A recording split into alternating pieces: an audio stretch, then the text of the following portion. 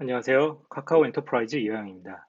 오늘 제가 CNCG에서 발표드릴 내용은 데이터 센터의 모든 자원을 쿠버네티스로 관리하기 위하여입니다. 어떻게 보면 굉장히 도발적인 제목이라고도 할 수 있을 텐데요. 한번 시작해 보도록 하겠습니다. 우선 제 소개입니다. 저는 페이스북에서 주로 어영부영이라는 닉네임으로 활동 중입니다. 경력은 주로 오픈소스 기반의 클라우드 개발을 주로 해왔고요. 그 중에서도 오픈스택과 쿠버네티스를 주로 다루는 도메인에서 일하고 있습니다. 현재는 카카오 엔터프라이즈에서 퍼블릭 그리고 프라이빗 모두를 위한 클라우드 기술 개발을 진행하고 있습니다. 발표드릴 목차는 다음과 같습니다. 우선 제목에 등장하는 쿠버네티스 네이티브란 무엇인가부터, 그리고 쿠버네티스를 이용한 관리는 어떻게 이루어지는지, 그리고 중간중간 이야기하게 될 오퍼레이터라는 것은 무엇인지, 그리고 또 실제 어떻게 모든 것들을 쿠버네티스화할 수 있는지, 그리고 결론입니다. 첫 번째로 쿠버네티스 네이티브입니다. 우선 이 단어는 그냥 쓰이기보다도 쿠버네티스 네이티브 XX, 뭐 something 같은 거죠. 뭐 그런 식으로 사용이 되는데 요새 주로 자주 쓰여서 보신 분들도 아마 있을 것 같습니다. 우선 이 X 네이티브라는 것부터 설명해야 될 것 같습니다. 이 X 네이티브들, 뭐 예를 들면 클라우드 네이티브, 쿠버네티스 네이티브, 이 외에도 은근히 요새는 자주 등장하는 단어인데요. 유명한 것 중에 하나는 디지털 네이티브라고 할 수 있습니다. 요새 세대를 말하는 제네레이션 Z를 줄여서 젠지라고 부르는 세대이죠. 이 세대는 디지털 네이티브라고 표현하는데 이건 디지털화 되어서 자유자재로 디지털을 활용하는 세대라고도 간단하게 말할 수가 있습니다. 클라우드 네이티브도 이와 비슷하다고 할 수가 있는데요. 클라우드 네이티브를 가장 잘 설명하는 것은 우선 12 팩터 앱 같은 게 있습니다. 하지만 이렇게 설명하면 이해하기가 힘드니까 이전 디지털 네이티브와 동일하게 클라우드화가 잘 되어서 자유자재로 클라우드를 활용할 수 있는 상태라고 생각을 하시면 될 것 같습니다. 이와 같이 클라우드가 등장한 이후에 많은 단어들이 나타났는데요. 각각 이와 같은 타이밍에 등장했습니다. 보통 보시면 어떤 기술이 등장하고 이걸 자유자재로 자연스럽게 활용하는 상태가 될 때 네이티브란 단어가 붙는 걸로 알 수 있습니다. 그래서 클라우드라는 게 나타나고 3년 뒤에 클라우드 네이티브란 단어들이 쓰여지기 시작했고요. 쿠버네티스가 나오고 그리고 5년 뒤쯤 쿠버네티스 네이티브란 단어들이 나타나기 시작했습니다. 그래서 이런 쿠버네티스 네이티브는 결국 쿠버네티스를 자유자재로 활용할 수 있는 상태를 말하게 됩니다. 그래서 이런 쿠버네티스 네이티브한 상태가 되면 쿠버네티스를 통해 관리가 되는 상태일 건데요. 그래서 이어서는 쿠버네티스를 이용한 관리에 대해서 말해보도록 하겠습니다. 앞서 이야기한 쿠버네티스 네이티브를 달성하기 위해서는 이 쿠버네티스에서 선언적인 어플리케이션 관리 방법에 대한 문서를 먼저 읽어보시면 정말 좋을 것 같습니다. 이 문서는 정말 쿠버네티스를 잘 활용하기 위한 좋은 설명들이 많이 되어 있고, 이 문서에 있는 특징들을 잘 달성하게 되면 그때 쿠버네티스 네이티브한 어플리케이션이 된다고 말할 수가 있습니다. 이 문서에서 설명하는 것 중에 중요한 이야기 중에 하나는 이것이라고 할 수 있는데요. 이것은 실제 어플리케이션들의 종류들은 비스포크, 즉 주문형 어플리케이션들과 그리고 커먼 오프 더 쉘프 어플리케이션이라고 불리는 기성품, 즉 이미 만들어진 어플리케이션으로 구성된다고 합니다. 그리고 이런 기성품 어플리케이션들 중에서는 코드가 공개되어 있지 않은 블랙박스 형태, 그리고 코드가 공개된 화이트박스 형태의 것들이 존재한다고 할 수 있죠. 이것들에 대해서 다시 한 번만 정리해 설명을 한다면, 이런 주문형 어플리케이션은 일반적으로 자체 개발을 통해서 직접 제작한 어플리케이션들입니다. 이런 어플리케이션들은 쿠버네티스에서 사용 시 스테이트레스한 것들이 많다고 할 수 있고요. 이와 달리 기성품형 어플리케이션들은 스테이트풀하면서 기존 인프라 시스템에 해당하는 것들이 많다고 할 수 있습니다. 이런 것들은 각각 주문형 어플리케이션들은 직접 개발하면서 적용하기 때문에 이미 쿠버네티스 네이티브화 하기가 쉽다고 할 수 있고요. 이와 달리 기성품형 어플리케이션은 이미 존재하는 어플리케이션들을 쿠버네티스에 맞춰야 하기 때문에 쿠버네티스 네이티브화 하기가 생각보다 어렵습니다. 그래서 오늘 주로 이야기하게 되는 건 이 중에서도 기성품 어플리케이션 쪽이라고 보시면 됩니다. 이런 인프라스트럭처 시스템들은 아시다시피 이미 대부분 존재하는 자원들일 거고요. 이런 것들을 컨트롤하기 위해서 보통 저희는 오퍼레이터가 필요합니다. 그래서 이야기를 진행하기 위해서는 오퍼레이터를 설명을 먼저 드려야 될 것 같습니다. 그래서 이 오퍼레이터란 실제로 한글로는 운영자라고도 표현할 수 있는데요. 여기서 말씀드리려고 하는 것은 로봇 아이콘을 제가 추가한 것과 같이 코드로 만드는 오퍼레이터를 이야기하는 것입니다. 이 오퍼레이터는 우선 쿠버네티스 문서에 있는 오퍼레이터 패턴을 보면 설명이 됩니다. 오퍼레이터는 사용자 정의 리소스를 사용해서 어플리케이션 및 해당 컴포넌트들을 관리하는 쿠버네티스의 소프트웨어 익스텐션이다. 오퍼레이터는 쿠버네티스의 원칙, 즉 컨트롤 루프를 따른다. 여기서 컨트롤 루프라는 말이 어색할 수도 있지만 이건 뒤에서 설명을 하도록 하고요. 오퍼레이터 설명을 이어가도록 하겠습니다. 오퍼레이터 패턴은 기존 사람인 운영자의 주요 목표를 포착해서 쿠버네티스 자체가 제공하는 것 이상의 작업을 자동화하기 위해서 코드를 작성하는 방법을 말한다고 보시면 됩니다. 즉 사람인 운영자가 쌓은 노하우들을 실제 코드화를 하기 위한 패턴이라고 정리해서 생각을 하시면 될 것 같습니다. 앞서서 오퍼레이터 패턴에서 나왔던 컨트롤 루프를 그림화한 것입니다. 사실 이게 쿠버네티스의 핵심 중의 핵심이라고 할 수 있는데요. 쿠버네티스의 기본적인 원칙은 이런 디자이어 스테이트, 내가 원하는 상태를 정의하고 커런트 스테이트, 현재 상태를 파악해서 이런 원하는 상태로 만드는 것이라고 보시면 됩니다. 그래서 보통 YML 안에는 스펙이 이런 디자이어 스테이트, 그리고 스테이터스가 커런트 스테이트라고 보시면 됩니다. 물론 이렇게 하기 위해서 이 세 가지 과정, 여기 적혀 있는 이 observe, 그리고 diff, act와 같은 과정이 필요하다고 할 수가 있고요. 이 과정은 각각 observe 단계에서는 current state를 정확하게 파악하고, diff 단계에서는 current state와 desire state의 차이를 비교해서 act 단계일 때 current state를 desire state로 변화시키기 위한 행동을 한다고 보시면 됩니다. 이후에 이 단계가 그리고 무한히 반복된다고 보시면 되고요.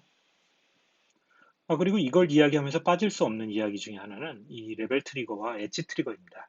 이건 전자기하에 나오는 내용인데 각각 트리거를 어떻게 해야 할까에 대한 방법입니다. 레벨 트리거는 상태를 주기적으로 측정해서 특정 상태일 때 알리고, 엣지 트리거는 상태가 변화할 때 상태를 알리는 식으로 되어 있습니다. 여기서 중요한 것은 앞서 말한 컨트롤 루프들은 레벨 트리거와 같이 주기적인 상태를 측정하는 부분이 반드시 필요하다는 것입니다.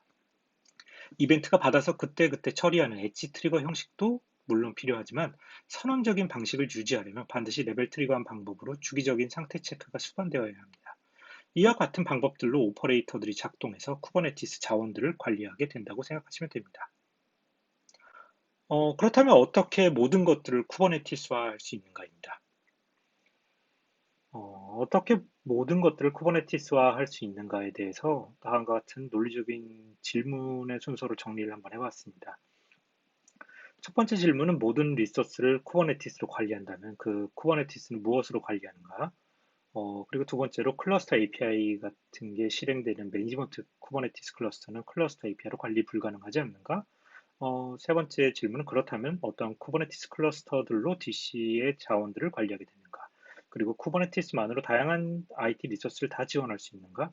그리고 마지막 질문은 쿠버네티스로 하드웨어들을 관리할 수 있는가입니다. 첫 번째 질문은 쿠버네티스로 모든 리소스를 관리하게 된다면 그 쿠버네티스는 무엇으로 관리하는가입니다. 정답은 당연하게도 쿠버네티스입니다. 정확하게는 아래와 같이 쿠버네티스, 그리고 클러스터 API, 그리고 메탈 큐브의 조합으로 하고 있습니다. 클러스터 API 아이콘을 보면 잘 설명해주고 있죠. 쿠버네티스 위에 쿠버네티스 위에 쿠버네티스. 우선 클러스터 API에 대해서 설명을 드리면 다음과 같습니다. 클러스터 API는 단순하게 쿠버네티스를 이용해서 쿠버네티스 클러스터를 프로비저닝하고 업그레이드나 운영 등을 단순화시키는 도구입니다. 이걸 실제 사용을 해보면은 쿠버네티스 클러스터도 몇 줄의 YML 형태로 관리를 할 수가 있게 됩니다. 이는 이 툴 자체가 완전히 쿠버네티스 네이티브하게 동작하는 상태이기 때문이죠. 그리고 메탈 큐브, 여기에서 이 삼성 표시가 되어 있는 것을 영어로 큐브라고 발음하다 보니까 이렇게 읽게 되고요. 이건 쿠버네티스 앞에 있는 네 글자인 KUB를 본딴 말장난이라고 거의 보시면 됩니다. 이 툴은 쿠버네티스를 통해서 베어메탈 호스트를 설치하거나 아니면 베어메탈 호스트에 클러스터 API를 연동해서 쿠버네티스까지도 배포하기 위한 도구라고 보시면 되고요. 앞서 말한 두 개가 조합이 되면 다음과 같습니다. 사용자인 액터가 쿠버네티스 클러스터를 CRD로 정의해서 이것을 클러스터 API와 메탈큐브가 설치된 매니지먼트 클러스터에 배포하게 되면 이것만으로도 쿠버네티스 클러스터들이 생성된다고 보시면 됩니다. 여기서 이 중간에 이 매니지먼트 클러스터를 저희는 링제로라고 부르고 있습니다. 링제로 하면 영화 링제로 있죠? 네, 그걸 생각할 수도 있는데 그게 아니라 여기에서는 저희는 커널을 의미하는 프로텍션 링으로서의 링제로를 이야기를 하고 있습니다. 마치 비유적인 건데요. 이렇게 데이터 센터 중앙에 모든 클러스터를 관리하기 위한 기술을 모아놓는 클러스터이기 때문에 링제로라고 부르고 있고요. 이것도 하나의 이유가 있는데 이건 뒤에서 또 말씀드리도록 하겠습니다. 실제 저희는 이 링제로라는 클러스터를 데이터 센터에 심음으로써 쿠버네티스의 생태계를 조성해서 전체적인 데이터 센터 라이프 사이클 매니지먼트를 쿠버네티스를 통해서 할 수 있도록 하고 있습니다. 그래서 이를 통해서 자원이 순환이 되는 구조가 된다고 보시면 됩니다.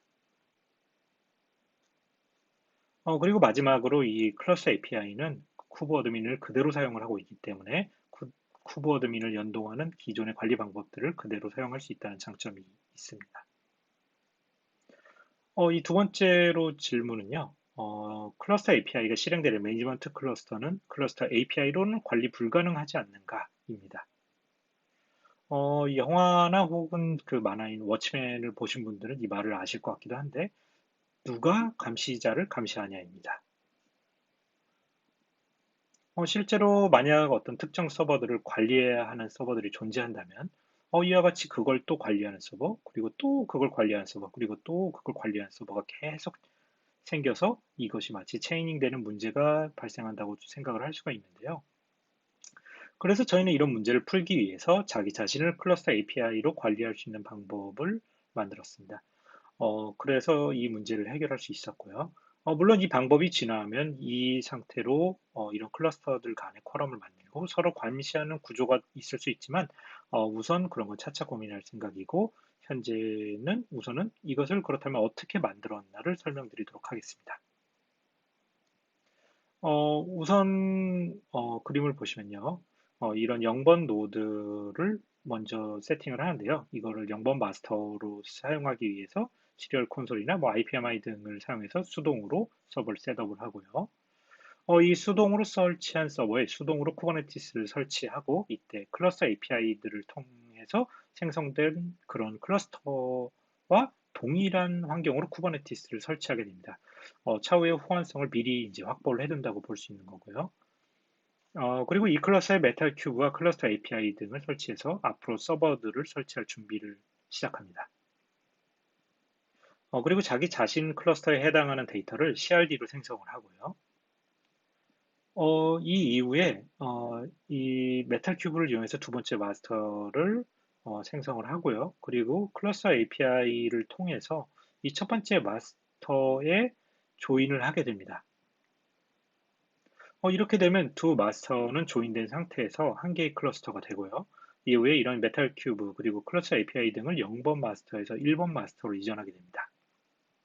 그리고 이렇게 손으로 만들었던 0번을 제거하면 1번은 자기 자신을 클러스터 API로 생성한 쿠버네티스 클러스터가 됩니다. 이렇게 되면 이제 1번 노드로부터 다른 것들을 동일하게 노드들을 증설을 하면 됩니다. 물론 이 방법보다도 조금 더 심플한 방법이 있을 수 있는데요. 다만 여기서 이야기 안 한 것은 뭐 다른 이슈이긴 합니다. 혹시나 이 발표를 보시고 더 심플한 방법을 이해하셨으면 저와 같이 이야기해 보시면 좋을 것 같습니다.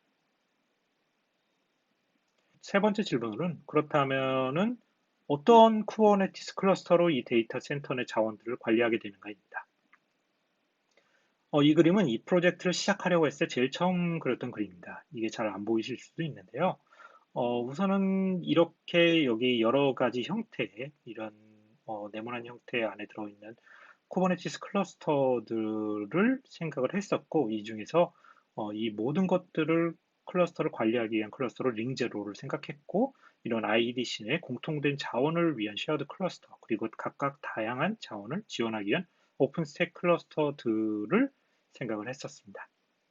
그래서 저희는 이 모든 세트를 언더 클라우드라고 부르고 있습니다.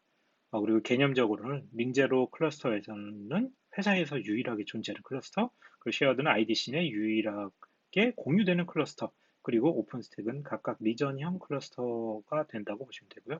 저희는 이런 것들로 클라우드 서비스를 만들어 가고 있습니다.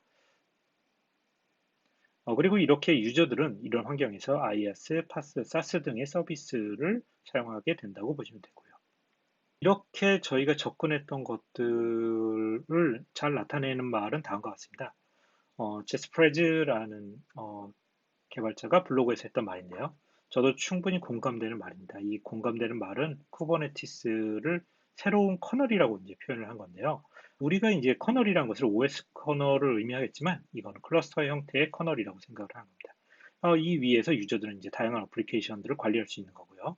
그래서 저희는 이런 클러스터 커널들이 여러 개지만 그 중에서도 핵심인 매니지먼트 클러스터를 그래서 이제 링제로라고 부르고 있습니다. 아무튼 전 그래서 이 쿠버네티스가 이제 어나더 리눅스 레이어라고 생각을 합니다.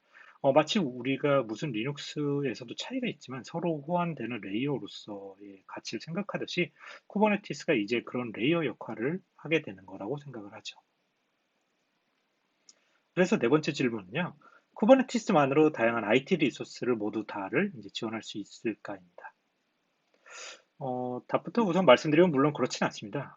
왜냐하면 이미 거인들이 충분히 있거든요. 이런 것들은 거인의 어깨에 올라타는 것들이 빠르다고도 할 수 있죠. 그래서 말씀드릴 거는 오픈스택은 전 세계에서 가장 많이 사용되고 있는 클라우드 소프트웨어입니다. 쿠버네티스로 모든 것을 하고 싶어도 아직 네트워크 가상화라든지 격리 영역에서는 아직 관리돼야 할 것들이 많고 그렇게 쿠버네티스만으로 문제를 풀려면 아직은 어려움이 있습니다. 그런 가려운 부분들을 오픈스택은 충분히 클라우드 스탠다드 형태로 제공하고 있다고 봅니다. 하지만 이 오픈스택은 관리가 쉽지 않다는 단점이 있습니다. 그래서 이 오픈스택을 쿠버네티스와 함께 쓰는 거죠. 흔히 쿠버네티스 위에 오픈스택을 올린다고도 하는데요. 쿠버네티스의 기술을 활용해서 오픈스택을 제어하는 방법으로 저희는 에어십이라는 프로젝트를 사용하고 있습니다. 이 오픈소스 프로젝트인데요. 처음 듣는 분들도 계시겠지만 이 분야는 SKT에서 타코라는 프로젝트로 앞서 진행해서 많은 연구 개발이 돼서 이미 안정성은 충분히 검증이 되어 있다고 보고 있습니다. 하지만 이 에어십은 여러 한계들이 있기 때문에 저희는 이 안에서 있는 오픈스택 헬렌 프로젝트만 사용해서 새롭게 에얼리언십이라는 코드명으로 내부에서 개발을 하고 있습니다. 마지막에 이 이름을 왜 에얼리언십이라고 결정했는지는 더 설명을 드릴 수 있을 것 같고요. 그래서 이런 에얼리언십을 저희가 개인 개발 환경들을 각각 가지고 있는데요. 이 개인 개발 환경들을 한번 그림으로 그려봤습니다. 이 개인 개발 환경은 우선은 이렇게 두 개의 PM들로 128기가 메모리의 머신들로 VM들 클러스터를 그 안에서 만들어 갖고 테스트를 하고 있습니다. 이 VM 클러스터는 다 쿠버네티스고요. 여기 몇 가지 있는 이제 네트워크 스위치들만 쿠버네티스 클러스터에 포함되지 않은 상태라고 보시면 되고요. 이 파란색으로 어쨌든 표현된 게 그래서 다 VM들이긴 합니다. 그래서 이런 VM들이 한 서버에서는 다 돌리기 부하가 있기 때문에 이렇게 두 대로 나눠서 돌리고 있고요. 어, 이 그림과 같이 실제로 이제 9대 이상의 VM들을 이제 테라폼을 이용해서 생성을 해서 쿠버네티스를 그 안에다 설치하고 그 위에 이제 오픈스택을 설치해서 이제 저희가 테스트를 하고 있습니다. 그리고 이제 이런 6대 이상의 스위치 VM들을 구성을 해서 실제 컴퓨터 노드들의 네트워크 환경을 테스트할 수 있고요. 이 두 노드는 이제 와이어가드 같은 이제 솔루션을 이용해서 연결해서 쉽게 확장을 하고 있습니다. 그래서 물론 이 두 대 말고도 자원이 더 있다면 이제 몇 대도 연결해서 저희가 이제 환경을 만들 수 있는 상태이고요. 어, 어쨌든 이런 것들은 이제 쿠버네티스 관점에서 본다면 그림을 이렇게 표현할 수가 있는데요.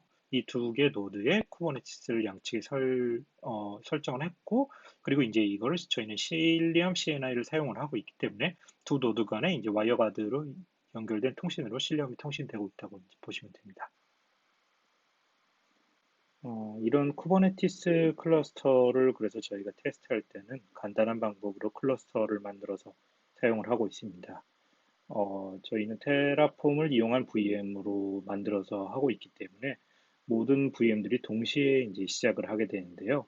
그런 VM들의 클라우드 이닛과 같은 스크립트 안에 저희가 아래 도식화된 이제 패턴들을 집어넣어서 클러스터링을 하고 있습니다. 그때 이제 세 가지 패턴이 필요한데요. 그 패턴은 첫 번째 마스터, 그리고 두 번째, 세 번째와 같은 첫 번째가 아닌 마스터들, 그리고 워커 노드입니다.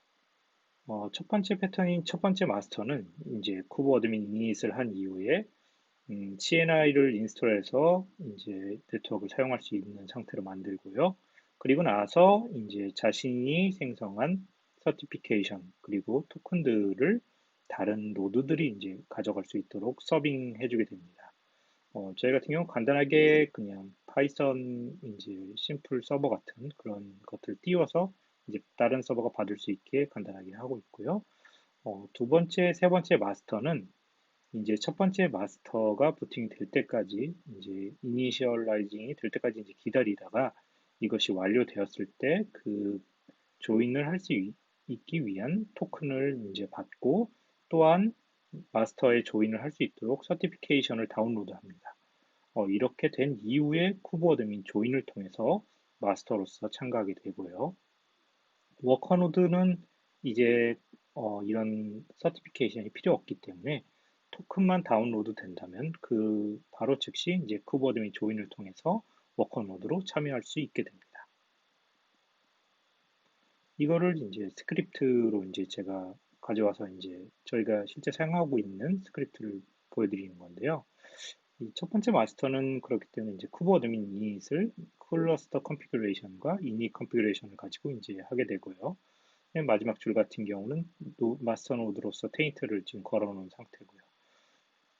테인트를 이제 정확히는 풀어놓은 상태죠. 왜냐면은 테인트가 되어 있는 상태면은 코어 DNS와 같은 팟들이 이제 뜰 수가 없기 때문에 그런 것들을 풀어놓은 상태고 두 번째로는 이제 CNI 저희 같은 경우는 이제 실리움 CNI를 쓰고 있는데 이런 CNI를 설치를 해서 이제 그 CNI가 부팅이 될 때까지 기다려 주고요. 덩달아서 이제 코어 DNS도 부팅이 될 때까지 기다린 이후에 세 번째 과정인 이제 설치된 마스터들의 이제 자원을 다른 서버들이 이제 조인할 수 있게 서빙해 주게 됩니다. 이때 필요한 것들이 이제 서티피케이션과 토큰 값들을 이제 간단히 파이썬 서버로 띄워서 다른 서버들이 이제 받을 수 있게 해주고요.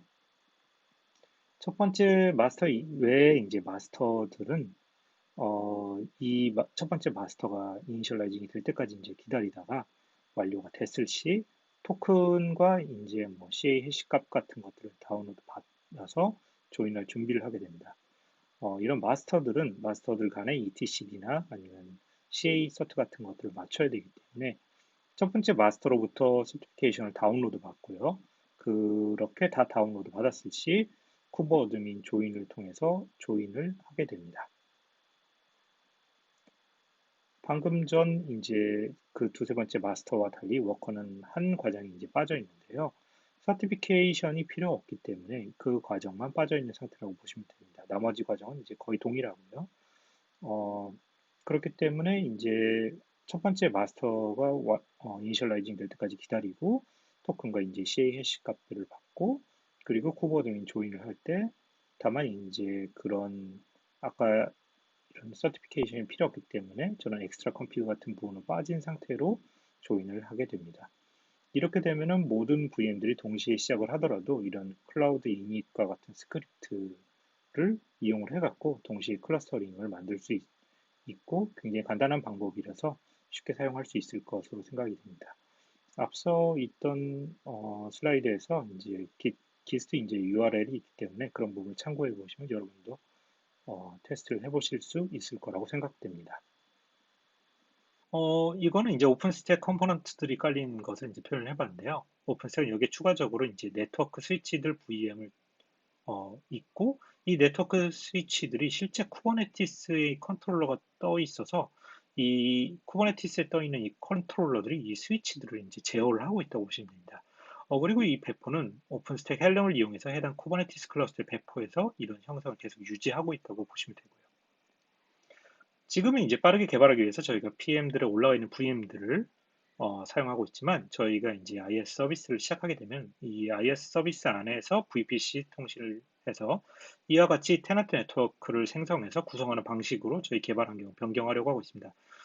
이렇게 되면은 실제로는 제일 아래에 있는 쿠버네티스가 있고 그 위에 이제 오픈스택을 저희가 구성을 한 것을 이제 IS 서비스를 할 텐데 거기 위에서 이제 VM을 만들고 그걸로 이제 다시 저희가 이 테스트 개발 환경을 위한 쿠버네티스를 설치하고 그 위에서 저희가 테스트하기 위한 오픈스택을 설치하면은 쿠버네티스 위에 오픈스택 위에 쿠버네티스 위에 오픈스택 같은 형태로 저희는 이제 개발 환경을 가지게 된다고 보시면 됩니다.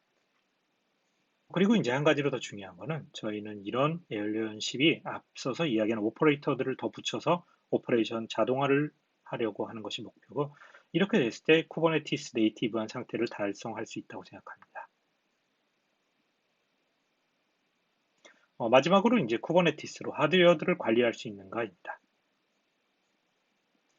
우선 답부터 말씀드리면 저희는 실제로 피지컬 머신과 피지컬 스위치들을 쿠버네티스로 관리하고 있습니다. 물리 서버들은 앞서 말한 이 메탈 큐브가 어떤 피지컬 머신에 쿠버네티스를 설치하지 않고 그냥 순수 베어메탈 목적으로 설치를 해서도 쓰고 있습니다. 굉장히 근데 이런 것들을 선언적인 방법으로 이제 관리를 하는 거고요.